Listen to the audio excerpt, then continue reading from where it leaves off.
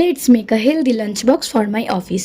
রোজকারের এইটা একটা বড় ঝক্কি, কি রান্না করব আর তারপর সেটাকে অফিসে নিয়ে যাব। একদিন তো নয়, সপ্তাহে ছখানা দিন। রকম আইটেম তো বানানো পসিবল হয় না, কিন্তু এক একদিন এক এক রকম খাবার বানানোর চেষ্টা করি, হেলদিভাবে অবশ্যই।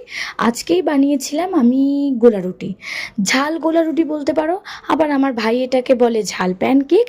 নামটা তোমরা নিজেদের মতো করে দিয়ে নিও, কিন্তু খেতে হয় প্রচণ্ড টেস্টি আর রান্না হয় প্রচণ্ড তাড়াতাড়ি।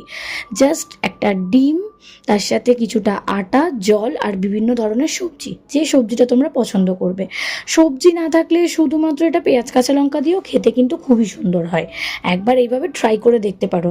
অনেস্টলি বলছি, যেরকম সুন্দর খেতে হয় যে বারবার এটা বানিয়ে খেতে ইচ্ছা করবে। আমি এটাই বানিয়েছিলাম আজকে লাঞ্চের জন্য, লাঞ্চ বক্সে প্যাক করে নিলাম।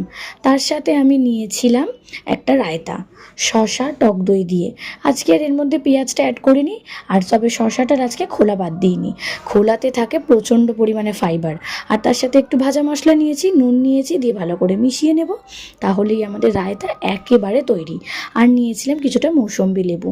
তো দেখলেই, এইটাই ছিল আজকের আমার অফিসের হেলদি লাঞ্চ বক্স। দারুণ ছিল।